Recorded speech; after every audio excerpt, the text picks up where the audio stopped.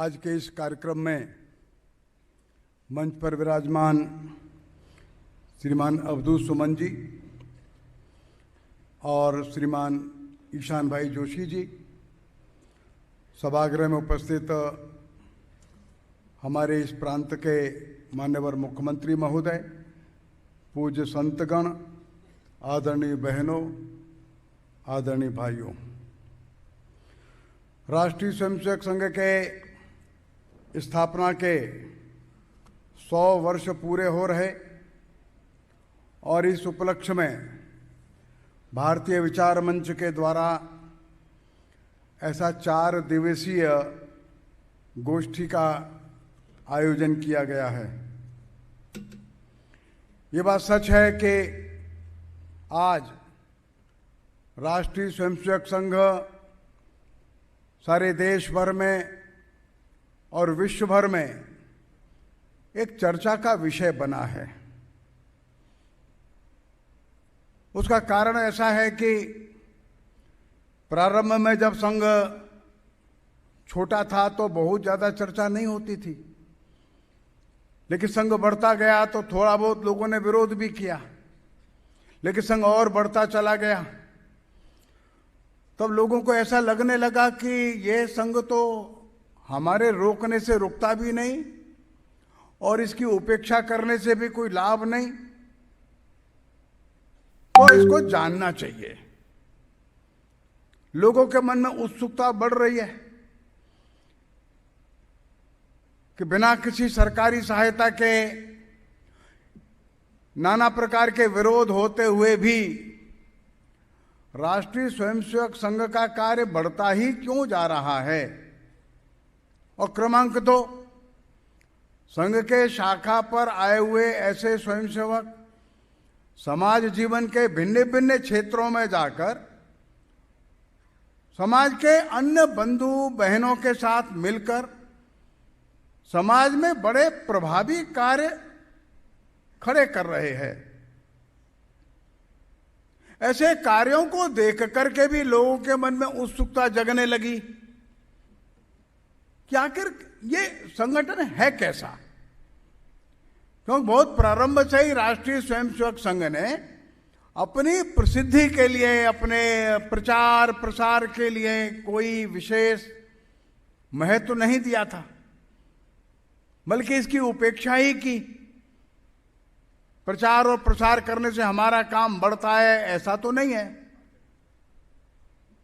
इसलिए लोगों के मन में जिज्ञासा होना बड़ा स्वाभाविक था कि ये लोग कैसे आगे बढ़ते हैं, इनके काम करने का तरीका क्या है, काम करने की शैली क्या है, ये लोगों को एकत्रित कैसे करते, लोगों को इंस्पायर कैसे करते। और इनके साथ आने के बाद लोग 40 वर्ष, 50 वर्ष, 60 वर्ष जीवन भर काम क्यों करते रहते हैं। ऐसे काम करते रहने के पीछे का प्रेरणा क्या है, इंस्पिरेशन क्या है। ये ऐसे निष्ठावान, भरोसे के, प्रामाणिक ऐसे लोग कैसे खड़े करते हैं। ऐसे नाना प्रकार के प्रश्न लोगों के मन में आ रहे हैं। तो हमारे जो भारतीय विचार मंच के लोग हैं, उन्होंने ये कल्पना की होगी कि शताब्दी वर्ष में ऐसे बहुत प्रकार के प्रश्न लोगों के जो मन में आ रहे हैं, उनके कुछ उत्तर उनको मिल जाए, कुछ समाधान उनका हो जाए।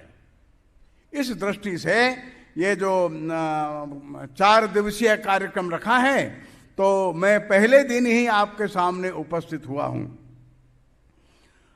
आज का जो दिन चर्चा का है, उसमें मुख्य रूप से संघ के संस्थापक पूजनीय डॉक्टर साहब, तो उन्होंने ये संगठन कैसे प्रारंभ किया, क्यों प्रारंभ किया, उनकी भूमिका क्या रही होगी उस समय।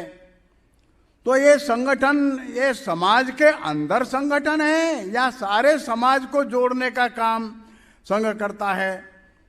तो छोटे से बीज रूप में ये संघ काम करता है। तो ऐसे कैसे करता है, इसका उद्देश्य क्या है, मोडस ऑपरेंडी क्या है, ऐसा मोटा मोटा विषय आज का है। जो मेरे को दिया है, तो विषय के रूप में अगर मैं बोलूं तो संघ कार्य समाज में संगठन नहीं, वरन समाज का संगठन। एक पॉइंट तो यह है। और इसी दिशा में परम पूज्य डॉक्टर साहब जो संघ के संस्थापक थे, उनकी क्या भूमिका थी। और क्रमांक 3, हमारा लक्ष्य और बीज रूप में यह संगठन। ऐसे 3 हिस्सों में हम अपने आज के इस वक्तव्य को आपके सामने प्रस्तुत करने का प्रयत्न करते हैं। तो संघ को समझना, तो सबसे पहले संघ के संस्थापक को समझना। उन्होंने संगठन प्रारंभ किया तो उनके पीछे मन में क्या था, क्या क्या मन में चला, तब संघ प्रारंभ हुआ। तो उनको ये क्या एहसास हुआ, उनको क्या ध्यान में आया कि संगठन प्रारंभ करना चाहिए। तो उनके मस्तिष्क में क्या क्या चला होगा, कैसे चला। तो संघ के स्थापना के पहले पूज्य डॉक्टर साहब जो संघ के संस्थापक थे, उनके मन में क्या चला, कैसे चला, और आखिर इस संगठन को प्रारंभ करने के पीछे उनके मन में क्या क्या बातें चली। नंबर 2, ये उन्होंने फिर कैसे खड़ा किया, खड़ा कैसे किया, पूरी कार्य पद्धति का विकास कैसे किया।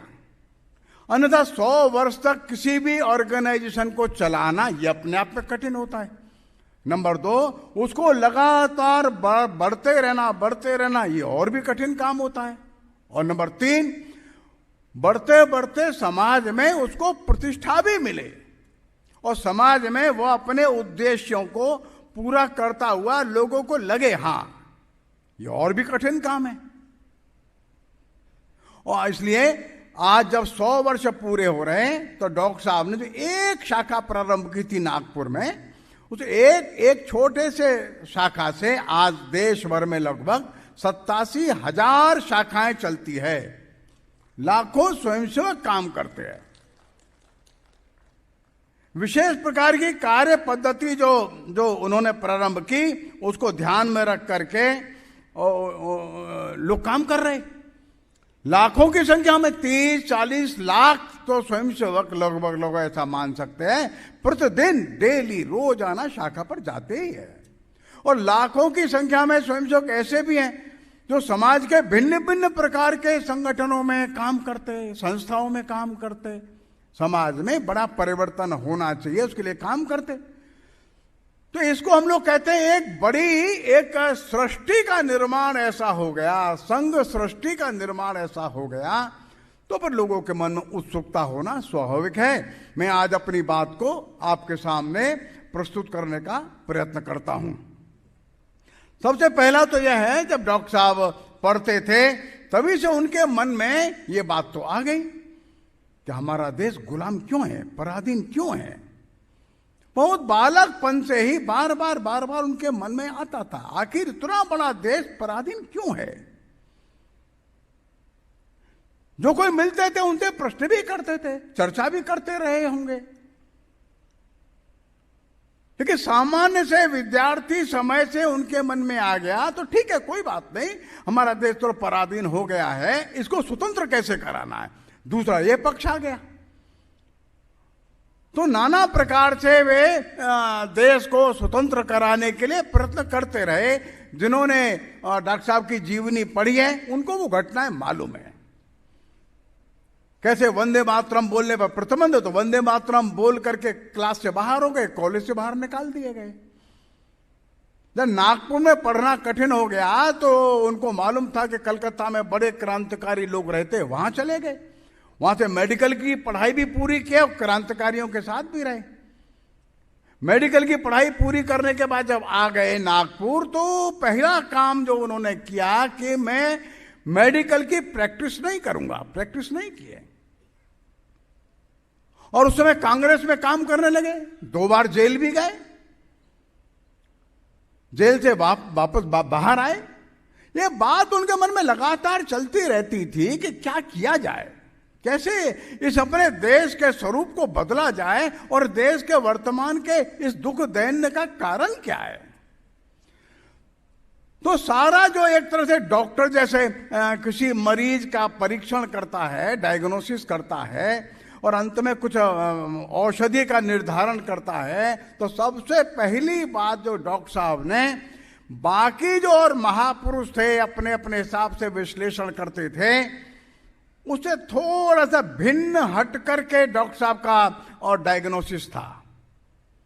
डॉक्टर साहब ने कहा कि अपने देश की वर्तमान की जो दुरावस्था है उसका कारण बाहर से आए अंग्रेज या बाहर से आए हुए मुस्लिम आक्रमणकारी नहीं है। उस दुर्दशा का कारण यहां का हिंदू समाज है। हम कारण है उसके। कारण बाहर मत खोजिए। हम असंगठित हुए, हम बिखर गए, हम शत्रु और मित्र की पहचान नहीं कर सके, हम मिलकर के एकजुट होकर के बाहर के शत्रुओं के खिलाफ खड़े नहीं हुए। हिंदू समाज का विघटन, हिंदू समाज की आत्मविस्मृति, हिंदू समाज का जो आत्म गौरव था उसका विनाश, यह सारी इस वर्तमान की दुर्दशा का कारण है। ध्यान में रखो, बाहर वालों पर दोष मत दो। ये स्पष्ट मन में बैठने के बाद उनके मन में आया, वर्तमान के हिंदू समाज के मानस को बदल देने का काम करना होगा। जाति में, मत में, पंथ में, राज्य में बटा हुआ हिंदू समाज भिन्न भिन्न प्रकार से अपने आप को विघटित हुआ अकेला घूमता है। ये सारे हिंदू समाज को हम आत्म गौरव से युक्त कर दे। हजारों हजारों वर्ष का हमारा गौरवशाली इतिहास रहा है। भारत वो देश है जिसने दुनिया को भाषा दी। भारत वो देश है जिसने दुनिया को गणित दिया, व्याकरण दिया। भारत वो देश है जिसने दुनिया को नक्षत्रों की और गति नाप करके बताया। भारत ने गणित दिया, भारत ने बीज गणित दिया, भारत ने दुनिया को नाना प्रकार के विज्ञान दिए। भारत विश्व के और अर्थव्यवस्था में एक अग्रगण्य देश था। विश्व के बड़े बड़े विश्वविद्यालयों को चलाने वाला यह देश था। सारे विश्व को मानवीय जीवन मूल्य बताने वाला देश ये भारत था। ये मन में ध्यान में रखो। हजारों हजारों वर्ष तक सारे विश्व को ज्ञान देने का काम हमारे देश के लोगों ने किया है। हम उन महापुरुषों की संतान हैं जिन्होंने विश्व में अपने ज्ञान का, अपनी मेधा का, अपने जीवन मूल्यों का बड़ा उच्च स्थान बनाया था। हम उनकी संतान हैं। हीन भाव से ग्रस्त होने की आवश्यकता नहीं। हाँ, बात ठीक है, कुछ बुराइयां आई, समस्याएं खड़ी हुई और आज हम ऐसे हो गए। तो अर्थात क्रमांक 1, अपनी दुर्दशा के जिम्मेदार हम खुद हैं। क्रमांक 2, इस देश का जो हजारों हजारों वर्षों से स्थानीय नागरिक है, जो इस भूमि को मातृभूमि, पवित्र भूमि, पुण्य भूमि मानता चला आ रहा है, देव भूमि मानता है। भारत ही एकमात्र ऐसा देश है विश्व में जिसने सारी भूमि के प्रति भक्ति का भाव जगाया है। दुनिया में कोई देश अपनी मातृभूमि के प्रति भक्ति का भाव नहीं जगा पाया। कन्याकुमारी से लेकर के केदारनाथ तक हर कण इस देश का पवित्र, हर स्थान पर मंदिर बनाए, हर नदी का किनारा पवित्र है, हर स्थान पर तीर्थ बने हुए हैं, हर स्थान के लोग यात्राएं करते हैं, परिक्रमाएं करते हैं। ऐसा देश जिसने भक्ति का भाव जगाया, ऐसा देश जो कण कण को पवित्र मानता है, वो समाज इस देश का हजारों हजारों वर्षों से रहने वाला समाज है। उसके उत्थान से देश का उत्थान होता है, उसकी विस्मृति से राष्ट्र विस्मृति के गर्त में चला जाता है। वो जो हिम्मत से खड़ा होगा तो देश खड़ा होगा। अर्थात इस देश को संभालने वाला कौन? हिंदू। इस देश को उन्नति के शिखर पर पहुंचाने वाला कौन? हिंदू। इस देश को अपनी मातृभूमि, पुण्य भूमि, देवभूमि मानने वाला कौन? वो हिंदू समाज। अर्थात हिंदुत्व जो है वो इस देश का राष्ट्रीयत्व है। इस हिंदुत्व के सहारे ही देश आगे बढ़ेगा। हिंदुत्व के अंदर वो सब कुछ है जो विश्व के अंदर अपना पुराना गौरवशाली स्थान प्राप्त कराने में सामर्थ्यवान है। अर्थात उस समाज की विस्मृति को दूर कर देना है, उस समाज को संगठित करना है, उस समाज को आत्मबोध करा देना है। वो समाज स्वाभिमान से फिर भर जाए। हम कौन हैं, हम किनके पुत्र हैं, किनके बालक बालिकाएं हैं, हमारे पूर्वज कौन थे। अर्थात हिंदू समाज के अंदर एक स्वाभिमान का, सम्मान का, आत्म गौरव का, अपने साहित्य का, अपने पुराने ऋषि मुनियों के महान संस्कारों का, विचारों का भाव इस समाज के अंदर आ जाए तो इस समाज का स्वाभिमान जग जाएगा। इस समाज को फिर से एकत्रित करके संगठित करने का काम करना होगा। और क्रमांक 3, ये काम मैं करूंगा। पूज्य डॉक्टर साहब ने बड़े आत्मविश्वास से अपने मन में संकल्प लिया। ये कोई अहंकार की बात नहीं थी, लेकिन ये प्रचंड आत्मविश्वास था डॉक्टर साहब का, जो उन्होंने कहा ये विशृंखलित हिंदू समाज, बिखरा हुआ हिंदू समाज, आत्म गौरव से दूर चला गया हिंदू समाज, विदेशी शासन को ही नियति मान लेने वाला हिंदू समाज, हमारे उद्धार के लिए अंग्रेज आया है ऐसा मान करके अंग्रेजी की शिक्षा पाने वाला ऐसा हिंदू समाज, इस हिंदू समाज के वर्तमान स्वरूप को बदलकर इसको फिर से संगठित करके खड़ा कर देने का काम मैं करूंगा। अकेले डॉक्टर साहब ने हिम्मत के साथ तय किया, मैं करूंगा। ये दूसरा बड़ा संकल्प था और प्रचंड आत्मविश्वास का ये प्रतीक था कि वज्र जैसा संकल्प डॉक्टर साहब ने अपने मन में ले लिया। अब चौथी बात यह थी कि डॉक्टर साहब अब संगठन कैसे करते हैं। उनके सामने कोई बहुत बड़ा कोई मॉडल था ऐसा नहीं है, बस बात मन में बैठ गई। ये करोड़ों का हिंदू समाज, इसके पूर्व इतने महान, कोई बात हो गई, 1000-2000 वर्षों में विकृतियां आई हैं, कोई बात नहीं, हर एक समाज में उत्थान और पतन आते हैं, लेकिन इसको फिर से संगठित करना, फिर से एकत्रित लाना, फिर से स्वाभिमान से भर देना और सारा हिंदू समाज सारे भेदभाव भूलकर एकजुट होकर अपनी इस मातृभूमि के गौरव को फिर से प्राप्त करने के लिए संगठित हो जाए, ये काम करना है। तो डॉक्टर साहब ने स्वयं एक विशेष कार्य पद्धति का विकास किया। उन्होंने कहा एक स्थान पर प्रतिदिन आओ, प्रतिदिन अपनी मातृभूमि का और हिंदू समाज का स्मरण करो, प्रतिदिन मातृभूमि के संबंध में कुछ प्रार्थना करो और परम पवित्र भगवा ध्वज को गुरु के स्थान पर मानकर एक सुंदर सी प्रार्थना की रचना उन्होंने कराई और छोटे छोटे से कार्यक्रम, खेल कूद करना है, कुछ देशभक्ति का गीत गाना है, देश के बारे में कोई चर्चा करना है, 1 घंटे का कार्यक्रम करो, तो शरीर भी स्वस्थ रहे, मिलकर के खेलेंगे, मन भी स्वस्थ रहे, अपने देश के बारे में, मातृभूमि के बारे में हम चर्चा वार्ता करें। और ऐसा एक कार्यक्रम प्रारंभ किया और धीरे धीरे इसका विकास किया।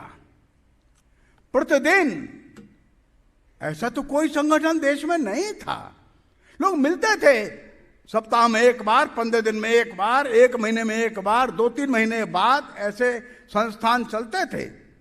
डॉक्टर साहब ने कहा नहीं, प्रतिदिन अपने शरीर को स्वस्थ रखना है, अपने मन को प्रसन्न रखना है और अपने संकल्प को सदैव जीवित रखना है। राष्ट्रीय स्वयंसेवक संघ ने अपनी जो प्रार्थना निश्चित करी, उस प्रार्थना में हमने तय किया, हर एक स्वयंसेवक जब प्रार्थना करता था तो प्रार्थना करता था, पहले अपने बारे में कहता था, हे मातृभूमि, मेरा यह शरीर तेरे काम आ जाए।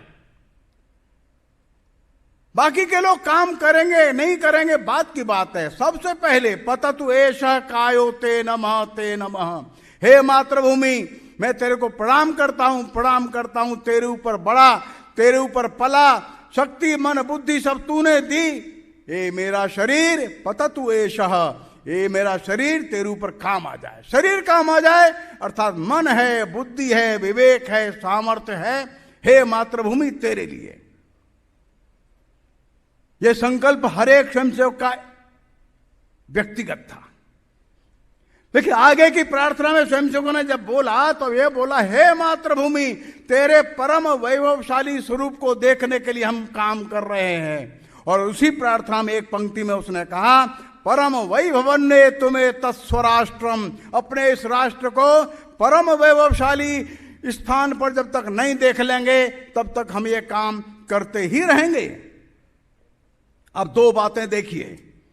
पहली बात है, स्वयंसेवक अपने आप को संकल्प ले रहा है, हे मातृभूमि तेरे लिए मैं काम करूंगा। और दूसरी ओर मिलकर के कह रहे हैं सभी स्वयंसेवक, हे मातृभूमि तेरे अंदर 85 समस्याएं खड़ी हो गई हैं। गरीबी भी है, जातिगत भेदभाव भी है, भाषा और प्रांत के झगड़े हैं, राजा अलग संघर्ष कर रहे हैं, अंग्रेजों के अत्याचार अलग हैं, देश भयंकर रूप से निरक्षरता की ओर बढ़ चुका है। ऐसी अनेकों सैकड़ों नहीं हजारों समस्याओं से ग्रस्त समाज और देश, लेकिन संकल्प कैसा? सारे विश्व में सर्वश्रेष्ठ वैभव संपन्न भारत बनाने का संकल्प। उसी प्रार्थना में वो नीचे बोलता था, परम वैभवन्ने तुम्हें तत्स्वराष्ट्रम, अपने इस राष्ट्र को हम सब मिलकर के अत्यंत वैभवशाली बनाएंगे। जो पुराना वैभवशाली राष्ट्र था कभी, उससे और अधिक much more glorious Bharat than its glorious past,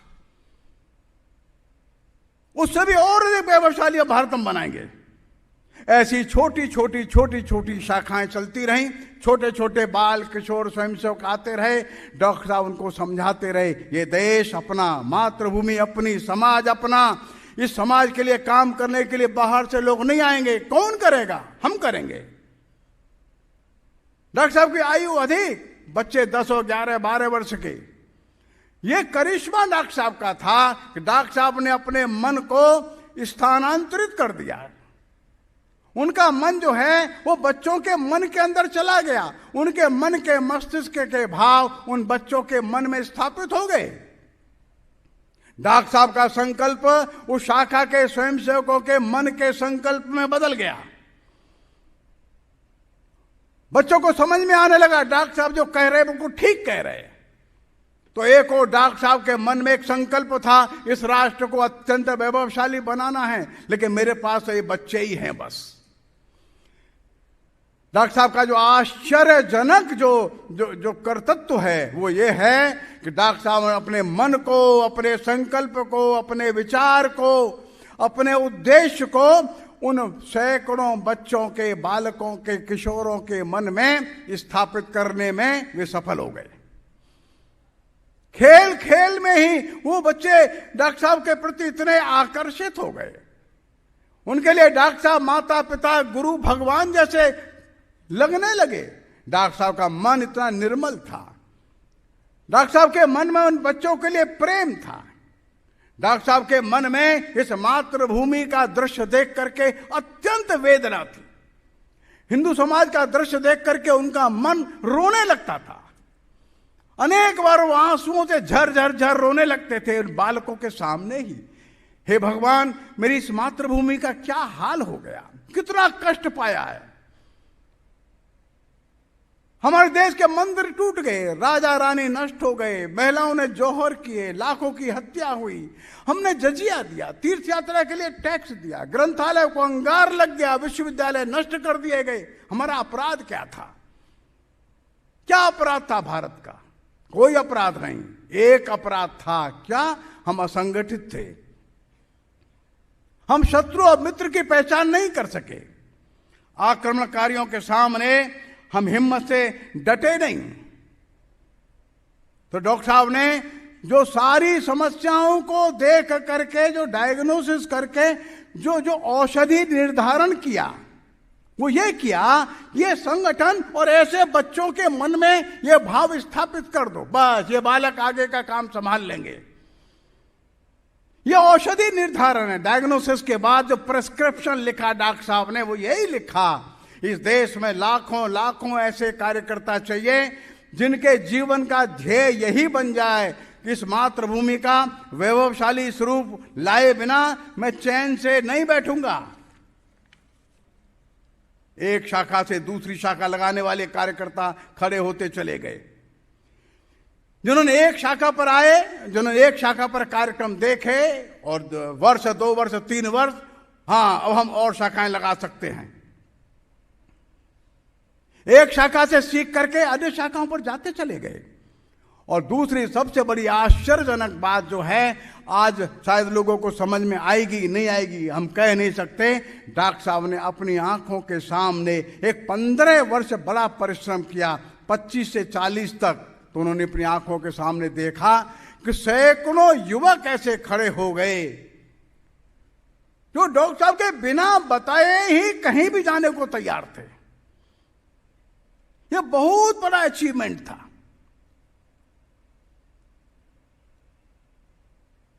बाबा राव सावरकर काशी में इलाज कराने के लिए गए थे। विनायक सावरकर जी के बड़े भाई काशी हिंदू विश्वविद्यालय में वे इलाज करा रहे थे। वहां से उन्होंने पत्र भेजा डॉक्टर साहब को, और डॉक्टर साहब को कहा तुरंत काशी हिंदू विश्वविद्यालय में आप शाखा लगाने के लिए आइए, किसी को भेजिए। कोई जवाब डॉक्टर साहब ने नहीं दिया। फिर दूसरा पत्र आया, फिर तीसरा टेलीग्राम आया, आप तुरंत भेजो, मैं यहां हूं, अभी यहां शाखा के लिए बहुत अच्छा वातावरण है। डॉक्टर साहब ने वो पत्र और टेलीग्राम नागपुर के कुछ युवकों के सामने पढ़ करके सुनाया। देखो, काशी से, वाराणसी से सावरकर जी का ये समाचार आया है, बाबा राव सावरकर ने भेजा है, तो हम क्या करें। तुरंत उन्हीं में से एक बालक खड़ा होता है, मैं जाऊंगा वहां, अब मेरे को भेजो। भैया जी दानी तुरंत वहां चले गए, वे युवक थे, उन्होंने वहां एडमिशन ले लिया, विश्वविद्यालय में शाखा शुरू कर दी। डॉक्टर साहब के सामने धीरे धीरे धीरे धीरे देखते देखते स्थान स्थान पर स्वयंसेवक इस संघ के कार्य के विस्तार के लिए कहीं भी जाने को तैयार हो गए। हरेक के मन में, हरेक के हृदय में एक छोटे डॉक्टर साहब की प्रतिमूर्ति स्थापित करने में डॉक्टर साहब सफल हो गए। हमारे उत्तर प्रदेश में, हम तो उत्तर प्रदेश के रहने वाले, वहां भावराव काम करने के लिए आए थे। भावराव नागपुर के पढ़ने वाले थे, नागपुर में अच्छा अध्ययन कर रहे थे। अचानक उनके मन में आया उत्तर प्रदेश में काम शुरू करते हैं, तो नागपुर में विद्यालय थे, लेकिन उन्होंने अपने परिवार में कहा हम लखनऊ जाकर के पढ़ेंगे। वहीं जाकर के अपना बीकॉम में और लॉ में एडमिशन ले लिया। लखनऊ में भावराव देवरस पहुंच गए। उत्तर प्रदेश की शाखा लगाने का काम उन्होंने किया, और देखते देखते सारे देश के कुछ प्रमुख स्थानों पर वो कार्यकर्ता चले गए जिन्होंने डॉक्टर साहब को प्रत्यक्ष में देखा था, डॉक्टर साहब को अनुभव किया था। इस हिंदू समाज की वर्तमान की दुर्दशा के जिम्मेदार कौन है और वो बदलेगी कैसे। वो डॉक्टर साहब के संकल्प को मन में रख करके कोई बेंगलुरु चला गया, तो कोई लाहौर चला गया, कोई कराची गया, तो कोई पटना चला गया, कोई कलकत्ता चला गया। देखते देखते एक छोटा सा ही क्यों न हो, लेकिन अत्यंत समर्पित, अत्यंत तेजस्वी लोगों का वो समूह सारे देश में बिखर गया। जिनको राष्ट्रीय स्वयंसेवक संघ के विस्तार के बारे में जानना होगा तो उनको ये देखना होगा, ये लोग कोई बीएससी किया था, कोई एमएससी किया, कोई लॉ किया, कोई बीए किया, या वहीं जाकर के पढ़ लेंगे, ऐसा था। राष्ट्रीय स्वयंसेवक संघ कोई प्रसिद्ध संगठन नहीं था, रहने को भी कोई मकान नहीं मिलता था, खर्चा करने को पैसा भी नहीं था। राष्ट्रीय स्वयंसेवक संघ क्या है इसको समझाना भी मुश्किल था। कोई बड़ा भारी प्रसिद्ध नेतृत्व तो हमारे पास है, वो भी नहीं था। न पैसा था, न कोई प्रसिद्ध नेतृत्व था, न कोई बड़ा साहित्य था, लेकिन जाने वाले लोगों के मन में एक संकल्प जरूर था कि डॉक्टर साहब ने जो काम बताया है उस काम को मैं जीवन भर करूंगा। आज कल्पना करना कठिन है, 20-22 वर्ष के युवक जब देश के भिन्न भिन्न स्थानों पर चले गए और इस तरह से चले गए जैसे वहां पर कुछ है ही नहीं, कोई जान पहचान भी नहीं। कोई छोटा सा पत्र दे दिया, उस व्यक्ति ने भी कोई महत्व नहीं दिया। वहीं जाकर के कोई छोटा नौकरी कर लेना, कोई छोटा सा काम कर लेना जिससे अपना पेट भरता रहे, बस। लेकिन ये संघ का काम मैं करूंगा। तो ये जो डॉक्टर साहब ने जो एक एक स्वयंसेवक तैयार किया था, ये बीज रूप में था। जो पहली शाखा प्रारंभ हुई, ये बीज रूप में है। शाखा का मतलब ही ऐसा होता है, ये शाखा से और शाखा प्रोलिफरेट करती है। जैसे बरगद का कोई पेड़ है, नीम आम का कोई वृक्ष आपने देखा होगा, उसमें शाखा निकलती है। शाखा का अर्थ ही है कि शाखा में शाखा निकलेगी, ये उसकी प्रॉपर्टी है, उसका गुण है। तो नागपुर की एक शाखा से 10 शाखा और हर एक शाखा से फिर 10 शाखा, जहां गए वहां की शाखा, वहां से फिर एक शाखा, फिर शाखा। ये जो विस्तार का तरीका था ये मौलिक था। डॉक्टर साहब के मन में था जो औषधि का निर्धारण किया, तो इस देश में परिवर्तन आएगा वो तब आएगा जब लाखों लोग ऐसे खड़े हो जाएं, गांव गांव खड़े हो जाएं, हर गली मोहल्ले में खड़े हो जाएं, जो तय कर लें हिंदू समाज का दुख मेरा दुख है, हिंदू समाज का सुख मेरा सुख है, हिंदू समाज का स्वाभिमान मेरा सम्मान और मेरा स्वाभिमान है, और हिंदू समाज का अपमान मेरा अपमान है। हिंदू समाज के मान अपमान और सुख दुख के साथ इतने एकात्म भाव से लोग खड़े हो जाएं, और ये लाखों की संख्या में चाहिए। कोई 2-4 बड़े नेतृत्व करने वाले लोग मिल गए उससे बात नहीं बनेगी। ऐसे स्वयंसेवक बढ़ते चले जाएं तो ये स्वयंसेवक आगे चल करके समाज के बंधुओं के साथ मिलकर समाज में परिवर्तन करने में सफल होंगे। समाज में कोई बड़ा परिवर्तन करना है, कुछ बड़े 1-2 नेताओं से स्थायी परिवर्तन नहीं होगा। देश के प्रत्येक गांव, प्रत्येक गली, प्रत्येक मोहल्ला, प्रत्येक कॉलोनी में ऐसे लोग चाहिए जो जीवन भर इसी उद्देश्य को, ध्येय को लेकर के जीते रहें। तब देश में कोई एक बड़ा परिवर्तन हो सकता है। डॉक्टर साहब ने दूसरी बात जो बहुत ध्यान से रखी, वो रखी कि किसी को दोष मत दो, पॉजिटिविटी के साथ चलो, सकारात्मक सोचो, अपनी दुरावस्था का जिम्मेदार दूसरे को ठहराने की कोशिश बिल्कुल मत करो। हमेशा एक ही बात सोचो, मेरा देश कितना महान था, आज हम इसको ठीक करेंगे। इस दुर्दशा के लिए जिम्मेदार अंग्रेज, मुसलमान, आक्रमणकारी नहीं है, हम स्वयं हैं। और इस परिवर्तन के लिए अपनी शक्ति, बुद्धि, सामर्थ्य सब कुछ लगा दो। तो जो कार्यकर्ता आगे बढ़े उनको इस सिद्धांत के ऊपर भरोसा था, अर्थात वर्तमान की इस दुर्दशा में से निकालकर वैभवशाली हिंदू समाज को हम बना सकते हैं। हाँ, बड़े बड़े लोगों को पूछते तो क्या उत्तर देते कहना कठिन है, लेकिन डॉक्टर साहब ने जिन स्वयंसेवकों को तैयार किया था, उन स्वयंसेवकों के मन में इस सिद्धांत के प्रति अटूट विश्वास था। उन स्वयंसेवकों को डॉक्टर साहब के ऊपर भी भरोसा पूरा था कि डॉक्टर साहब जो कह रहे हैं वो सच कह रहे हैं। क्यों? डॉक्टर साहब इतने प्रेम से सबके सामने अपनी बात रखते थे। जो गए स्वयंसेवक कहीं भी थे, उनको अपने कर्तव्य पर विश्वास था। तो एक और अपने सिद्धांत के ऊपर विश्वास कि राष्ट्र हिंदू राष्ट्र है, इसको वैभवशाली हम बनाएंगे। क्रमांक 2, पूरी डॉक्टर साहब के ऊपर विश्वास। क्रमांक 3, इस कार्य पद्धति पर विश्वास। क्रमांक 4, अपने ऊपर भरोसा। भले अनुभव नहीं होगा, अनुभव कम होगा, जैसे मैंने पहले बताया, साधन नहीं, पैसा भी नहीं, कोई बड़ा भारी प्रसिद्ध नेतृत्व भी नहीं, बड़ी भारी जान पहचान नहीं, किसी प्रकार के किताबें पुस्तकें, ये कुछ नहीं, समझाना मुश्किल। लेकिन बिना प्रसिद्धि, बिना साधन ये स्वयंसेवक देश भर में चले गए और देखते देखते उनको अद्भुत सफलता प्राप्त हुई। जो जहां गया वो सफल होकर के ही रहा, चाहे कराची में गया, लाहौर में गया, चाहे केरल में गए, चाहे गुवाहाटी में गए, जो जहां गया वो जम गया। और इसलिए धीरे धीरे धीरे धीरे धीरे अपने शाखाओं का विस्तार होता चला गया। सब जो गए उन्होंने अपने उदाहरण से वहां पर राष्ट्रीय स्वयंसेवक संघ के कार्य की नींव डाल दी। लोगों ने उनको देखा, वहां पर लोगों ने डॉक्टर साहब को नहीं देखा। सामान्य रूप से डॉक्टर साहब तो चले गए 1940 में, और उसमें केवल 500-600 स्थानों पर शाखा थी।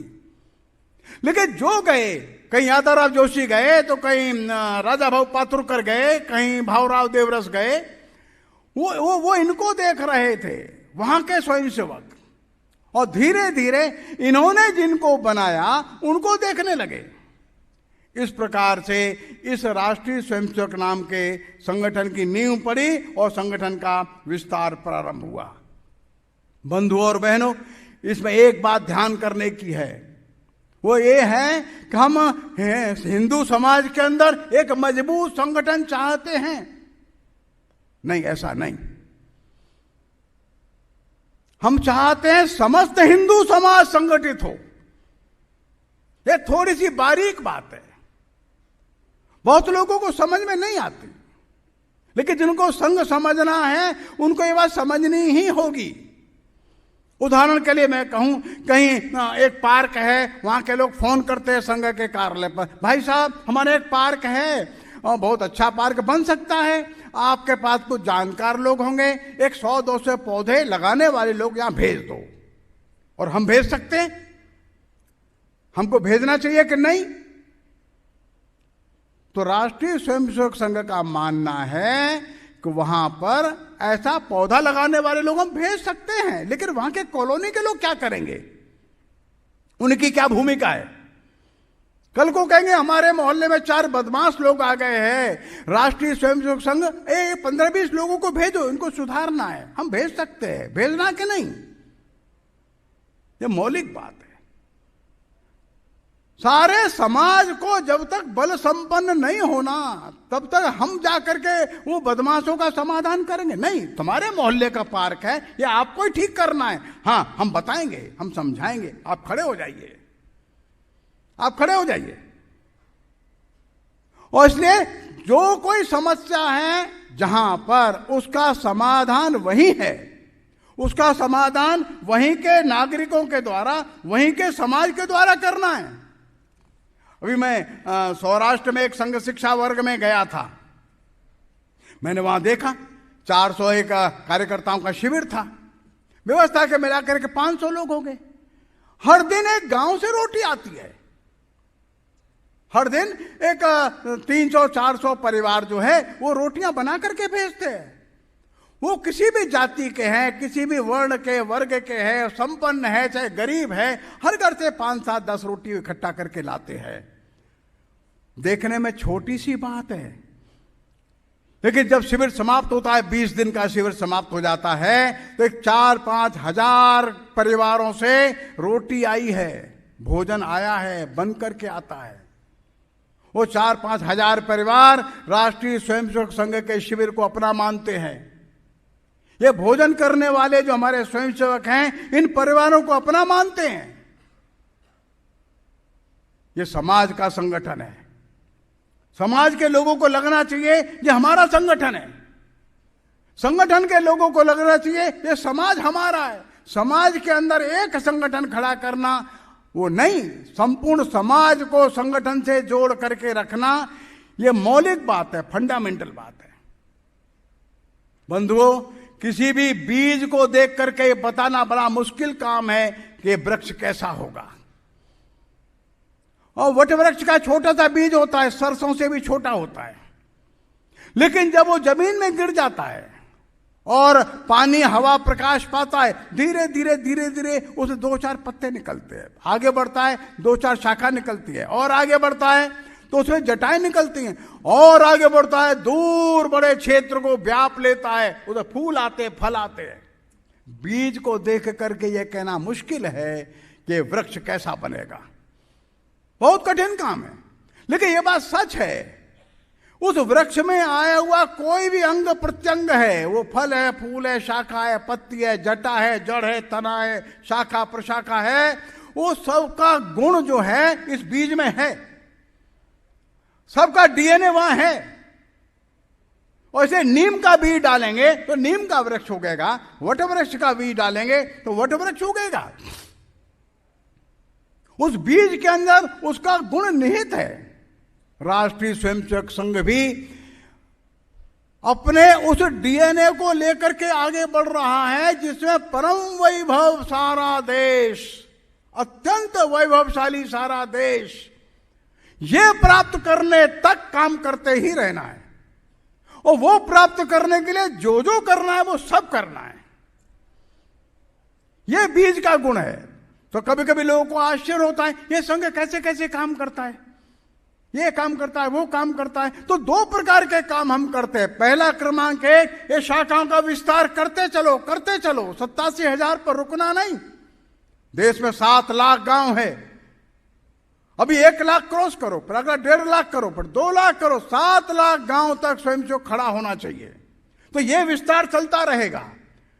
और क्रमांक 2, समाज की प्रत्येक दुरावस्था जो है उसको दूर करने के लिए जो जो संभव काम है वो सब करते रहो, समाज के लोगों को साथ लेकर। ये संपूर्ण समाज का संगठन है। एक बार हमारे आसाम में हमारे एक कार्यकर्ता आए, उन्होंने एक समस्या हमारे सामने रखी। समस्या यह थी कि वहां की जो बहुत गरीब जनजातियां हैं, चाय बागान में हैं, तो वहां पर बाहर से आकर के पुरोहित विवाह नहीं करता, तो उन बच्चों के विवाह ही नहीं हो पाते। अनेक बार ऐसे बहुत लोग हो जाते हैं जिनका विवाह नहीं हुआ। लेकिन विवाह नहीं हुआ, फिर भी वो ऐसा व्यवस्था बन गई कि बच्चे हो रहे, उन बच्चों के विवाह कैसे हो? एक सामाजिक समस्या। मैं भी पहली बार ये समस्या सुन रहा था। हमने उनका पूछा, इसका समाधान बताओ। समाधान तो मैं बताता हूं भाई साहब, थोड़ा सा मेरी व्यवस्था करा दो आप, थोड़ी सी। हाँ, व्यवस्था हम कराएंगे, समाधान बताओ। तो हम ऐसा करते हैं, जिनका विवाह होने वाला है, इनके माता पिता का भी तो विवाह नहीं हुआ था, उनका विवाह करते हैं, वो व्यवस्था ठीक बन जाएगी। फिर बच्चे जो है इनके विवाह होने लग जाएंगे।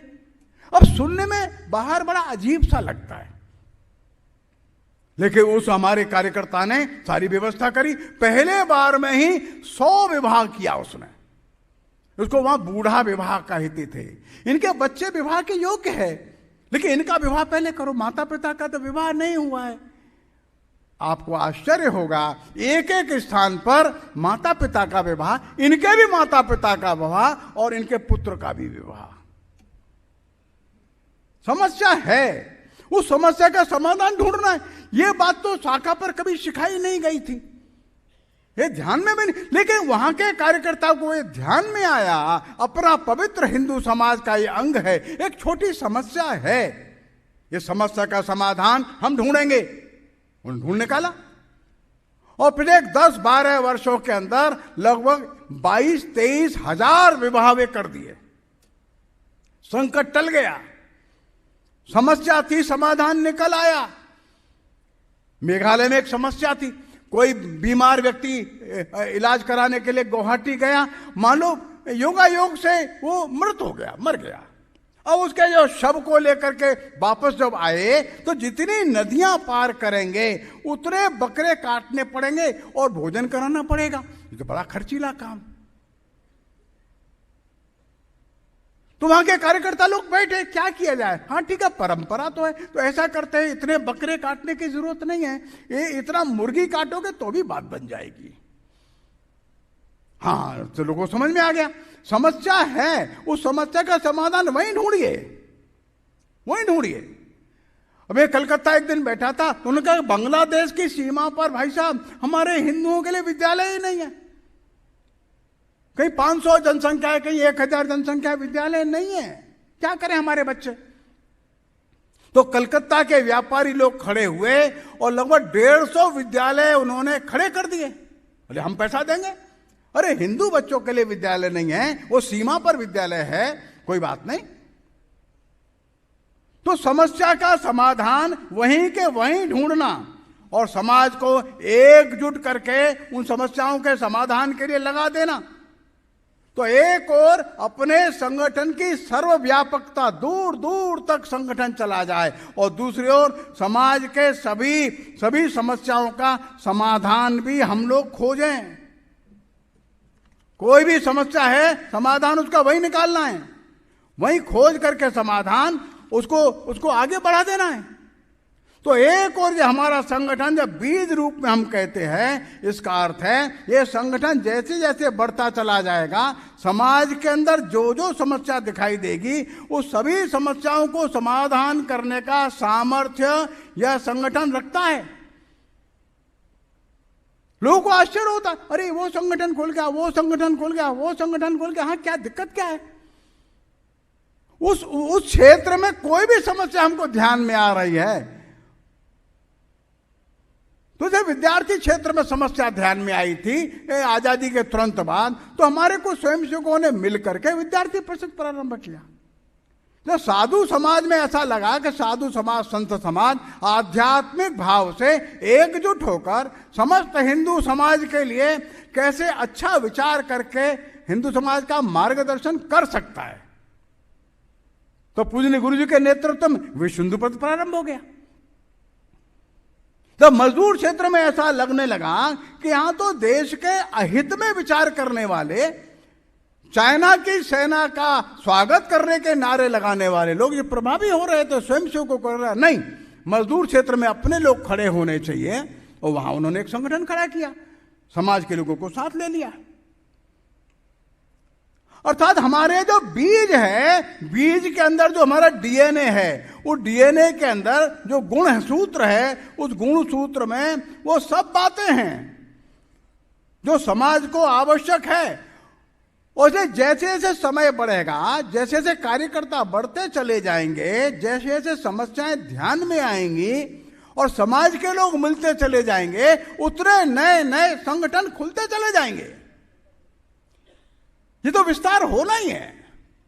अभी थोड़े 1-4-5 वर्ष पूर्व भी एक गतिविधि प्रारंभ हुई, उसका नाम है पर्यावरण। उसका भाव ये है कि ये जो सारा क्लाइमेट चेंज हो रहा है, उपभोगवाद बढ़ रहा है, टेम्परेचर सारे ग्लोब का बढ़ रहा है, ग्लेशियर का मेल्टिंग चल रहा है, बहुत समस्या है, इसको कैसे दूर करें?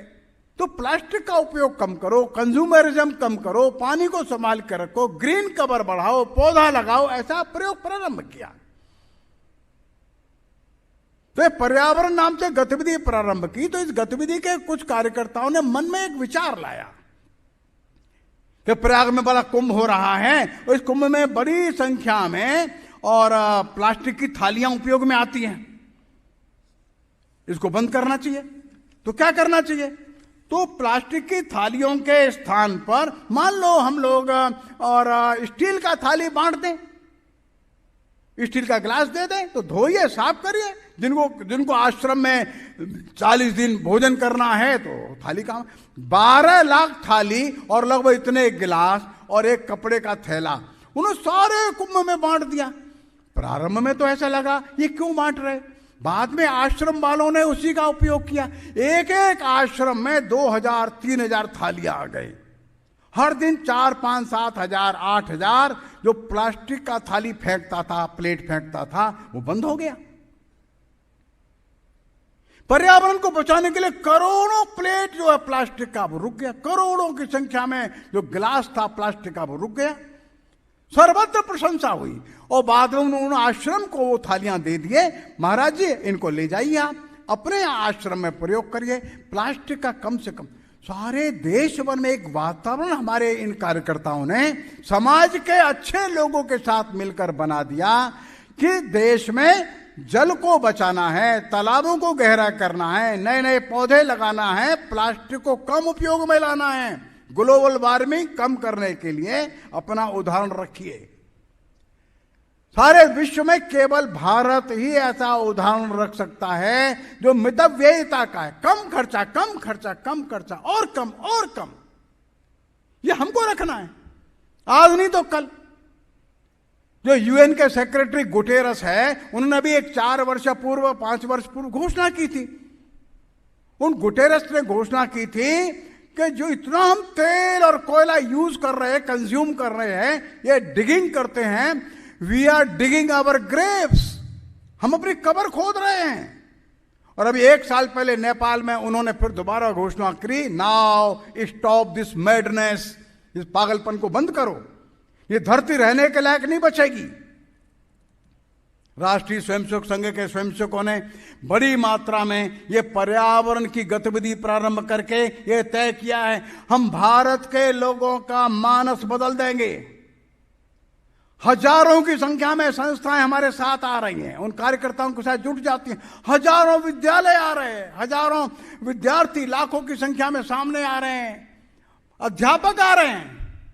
नहीं भाई साहब, ये बहुत अच्छा काम है, हम करेंगे। मैं भी आप सबसे प्रार्थना करता हूं, ऐसी पर्यावरण की गतिविधि को हम 2, 4, 5 वर्ष के अंदर ऐसा कर दें, सारे विश्व के सामने भारत एक उदाहरण बन जाए। देखिए हम कैसे कंजम्पशन कम कर सकते हैं, कैसे कपड़े कम, जूता कम, प्लास्टिक कम, पॉलिथीन कम, थर्मोकोल कम, तब CO2 कम होगा, तब ग्लोबल टेम्परेचर को मेंटेन कर सकते हैं। स्थायी बड़ा काम है, लेकिन करेगा कौन? हमको करना है। और इसलिए एक के बाद एक ऐसे समस्याएं ध्यान में आएंगी, अपने सामर्थ्य से हम इनको दूर करेंगे। अभी हमारे पंजाब के कार्यकर्ताओं ने नशा मुक्त पंजाब अभियान चला दिया। स्वयंसेवक थोड़े से है, मुझको आश्चर्य हुआ, सैकड़ों की संख्या में संत लोग सामने आ गए, डेरे वाले सामने आ गए, अध्यापक सामने आ गए, प्रोफेसर से, वाइस चांसलर से, व्यापारी है। भाई साहब, ये काम तो तुरंत होना चाहिए। हमारे पंजाब के बच्चे बहुत परेशान हैं नशे के कारण से। ये नशा मुक्त करना हमने संघ की शाखा पर नहीं सिखाया था। संघ की शाखा पर यही सिखाया था, मेरा हिंदू समाज स्वस्थ होना चाहिए, वो नशे में है तो दूर करना मेरा काम है। तो पंजाब के लोग लग गए। मेरा कहने का भाव यह है कि बीज रूप में प्रत्येक वो बात उसमें छिपी है हमारी शाखा में, स्वयंसेवक के मन में, जो हिंदू समाज और इस देश को परम वैभवशाली बनाने के लिए उपयोगी होगी। हर बात इस राष्ट्र के दुर्भाग्य को, दुर्दैव को दूर करने के लिए जो जो आवश्यक होगा वो सब काम हम करेंगे। हमारे गुणसूत्र में वो बात है। कई बार लोग जो आश्चर्य होता है तो उनको हमारा जो ध्येय वाक्य है, परम वैभवन्ने तुम्हें तत्स्वराष्ट्रम, इस अपने इस राष्ट्र को जब तक हम परम वैभवशाली नहीं बना लेंगे तब तक हम काम करते ही रहेंगे, नए आयाम खोजते ही रहेंगे।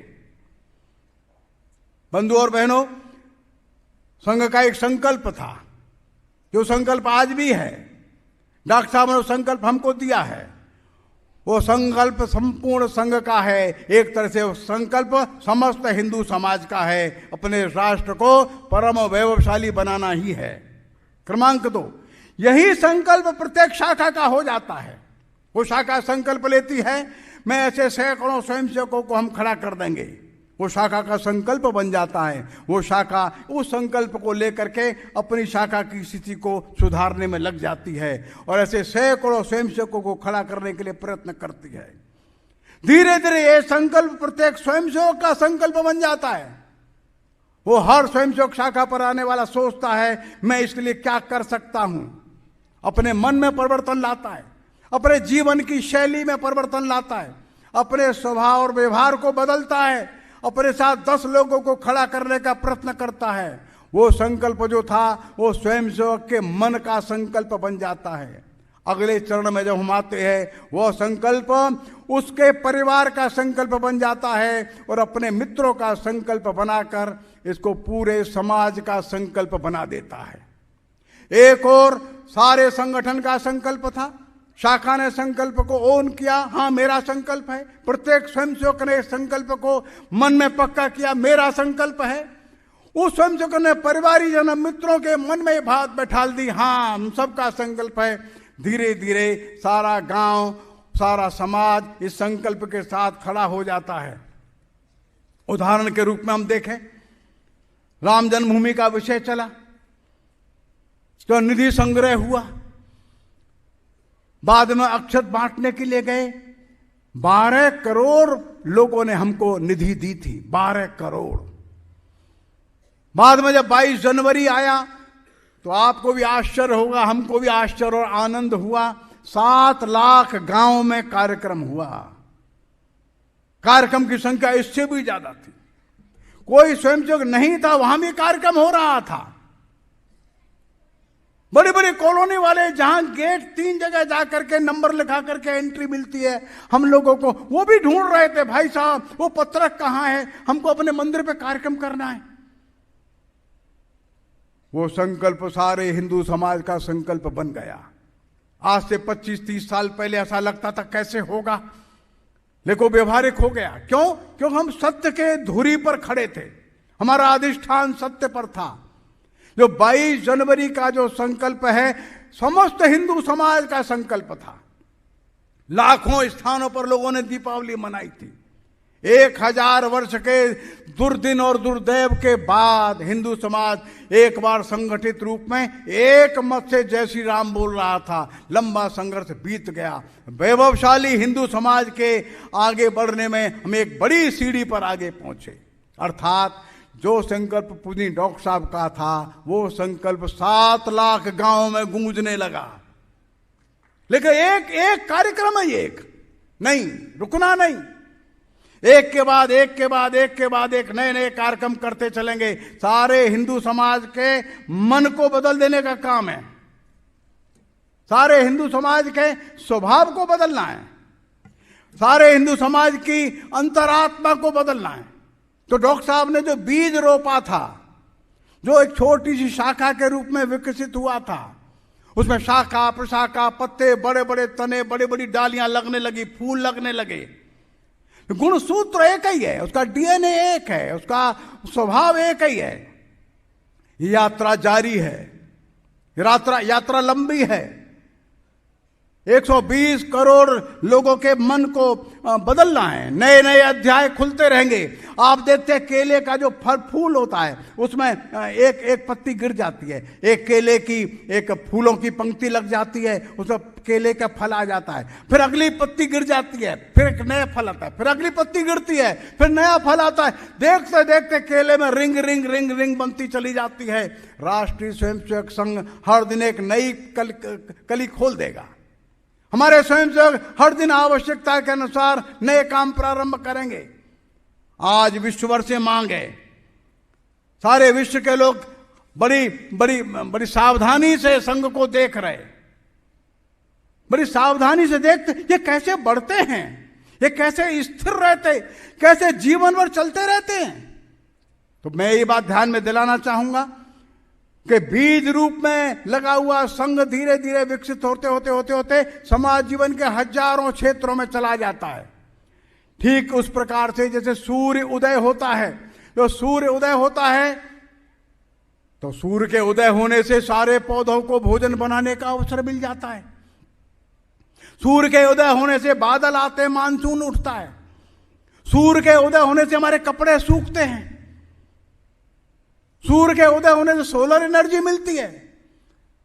सूर्य अगर उदय न होता तो हमको पेट्रोल डीजल भी नहीं मिलता। पेट्रोल डीजल कोल सब सूर्य के कारण से है। सूर्य एक है लेकिन समस्त पृथ्वी को जीवन देता है। हजारों प्रकार से वो प्रकट होता है। सूर्य तो एक ही है। जो हम अपनी गाड़ी में पेट्रोल डालते हैं वो सूर्य के कारण से ही बना है, ध्यान में रखिए। हम जो कोयला जलाते हैं वो सूर्य के कारण से बना है। हमारे कपड़े सूखते हैं सूर्य के कारण से सूखते हैं। नदियों में जल बहता है सूर्य के कारण से ही बहता है। मानसून उठता है सूर्य के कारण से उठता है। फसल उठती है सूर्य के कारण से उठती है। सूर्य एक है, परिणाम अनंत है। राष्ट्रीय स्वयंसेवक संघ एक है, परिणाम अनंत है, समस्याएं अनंत है। हर एक समस्या को समाधान करने का एक मास्टर की, या हम कह सकते हैं एक महाऔषधि डॉक्टर साहब ने निर्धारित की है। जैसे हमने प्रारंभ में कहा, डॉक्टर साहब ने विश्लेषण किया, डायग्नोसिस किया, प्रेस्क्रिप्शन लिखा। हिंदू समाज का संगठन अपने महान ध्येय को लेकर के खड़ा हो जाए और वो काम मैं करूंगा। उन्होंने प्रारंभ किया। बंधुओं, 100 वर्ष की यात्रा अत्यंत सफल यात्रा है, विलक्षण यात्रा है, अनोखी यात्रा है। और विश्व में इसका कोई सादृश्य नहीं है, नो पैरेलल एट ऑल। इसका कोई दूसरा सादृश्य है ही नहीं। ये हिंदू समाज ने स्वयं विकसित की हुई यात्रा है। हिंदू समाज के मन और बुद्धि के कारण से अनेक अनेक अनेक उपक्रम बढ़ते जा रहे, बढ़ते जाएंगे। लेकिन अपने मन में एक ही बात ध्यान में रखना है। क्यों? क्योंकि हिंदू समाज को रहना है धरती पर, क्योंकि विश्व को इसको बहुत कुछ देना है। हर एक समाज की एक ड्यूटी, रिस्पॉन्सिबिलिटी होती है। हर एक समाज के एक जीवन का लक्ष्य होता है। हमारे हिंदू समाज का जीवन का लक्ष्य है सारे विश्व को हम लोगों को सभ्य बनाना ही है, सारे विश्व को ज्ञान देना ही है, सारे विश्व को वसुधैव कुटुंबकम हम ही बता सकते हैं। दुनिया में कोई समाज ये कहता ही नहीं वसुधैव कुटुंबकम। वो अपने अपने छोटे छोटे से समूह का ही सुख मांगते हैं। हिंदू ही केवल ऐसा है सारे विश्व में जो कहता है वसुधैव कुटुंबकम। हिंदू ही ऐसा है जो कहता है सब लोग मिलकर के अच्छे से रह सकते हैं। और इसलिए अंत में आर्नोल्ड टोयनबी का एक वचन है, वो मैं आपके सामने सुनाता हूं। आर्नोल्ड टोयनबी कहते हैं, एक पुस्तक की भूमिका में वो लिखते हैं कि पिछली शताब्दी थी वो यूरोप की थी और विज्ञान की थी, लेकिन जिस गति से और जिस दिशा में ये दुनिया बढ़ रही है अपने अवश्यंभावी विनाश की ओर बढ़ रही है। ये विनाश टलने वाला नहीं दिख रहा। अंत में लिखते हैं बट देयर इज ए वे, एक मार्ग है। वो मार्ग है हिंदुत्व का, वो मार्ग भारत के पास है। वहां पर एक स्पिरिट है, वहां के लोगों के अंदर एक भावना है और वहां के लोगों का एक एटीट्यूड है, एक व्यवहार है, आचरण है। उस स्पिरिट के कारण उनके पास वो व्यवहार है जिसके कारण सारी धरती के लोगों को एक परिवार की तरह विकसित होते हुए वे आनंदित होते हैं। ये स्पिरिट और ये एटीट्यूड केवल भारत के हिंदुओं के पास है।